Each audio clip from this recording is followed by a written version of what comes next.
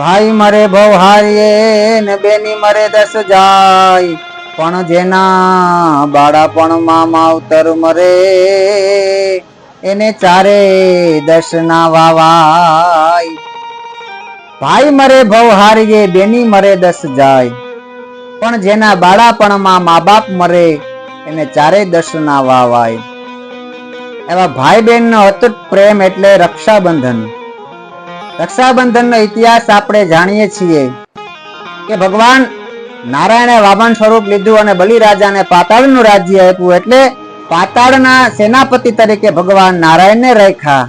અને પછી લક્ષ્મીજીને ખબર પડી કે નારાયણ તો પાતાળમાં દ્વારપાળ તરીકે છે, નારદજીના કહેવાથી ખબર પડી.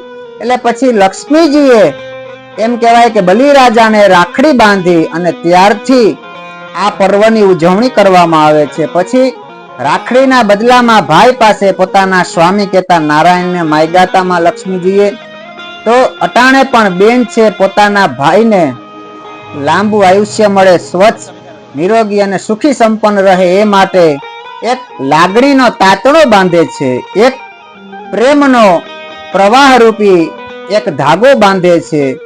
એ ભાઈ અને બેનનો પવિત્ર તહેવાર એટલે રક્ષાબંધન.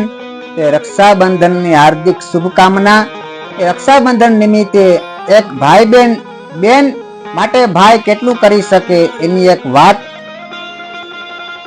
કે એક બેન કોઈ પણ કારણોસર સાસરા પક્ષમાંથી આવી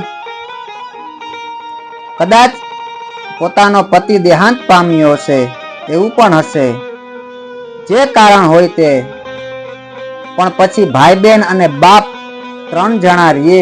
માં પણ મોટું ગામોતરું કરી ગયેલી, માં પણ એની મરી ગયેલી. અને પછી એવું બને કે બાપ પણ છેલ્લી ઘડીમાં, એટલે બાપને ચિંતા થઈ, જીવ જાતો નથી. એટલે ભાઈએ પ્રશ્ન કર્યો, બાપુ કેમ તમારો જીવ જાતો નથી? તો કે તારા બેનની મને ચિંતા થાય છે, મારા ગયા પછી એનું કોણ? અને ત્યાં ભાઈએ હાથમાં પાણીની હાંજરી લઈને પોતાના મૃત્યુ પામનાર પિતાની સામે પ્રતિજ્ઞા કરી કે પિતાશ્રી, તમે તમારા જીવને ગતિ આપો, તમે તમારા જીવને મોક્ષ આપો, હું જીવતા લગી લગ્ન નહીં કરું અને મારી બેનનું હું ધ્યાન રાખીશ. આ બેન માટે ભાઈ પણ એટલું સમર્પણ કરી શકે અને ભાઈ માટે બેન પણ સમર્પણ કરી શકે. એ ભાઈ બેનનો મીઠો પ્રવાહ એટલે આ રક્ષાબંધનનો તહેવાર. તો બધા મિત્રોને, બધા દર્શકોને, બધા સગા વહાલા સ્નેહીજનોને આ રક્ષાબંધન પર્વની લાખ લાખ બધાઈ હો. બધાઈને શુભકામના અને બધાઈની ઉપર મહાદેવની કૃપા રહીએ, નારાયણની કૃપા રહીએ અને બધાને ખૂબ ખૂબ એવી પ્રાર્થના કે બધા ઉપર માતાજીની કૃપા રહીએ અને બધા મોજમાં રહીએ. અસ્તુ. જય હિન્દ.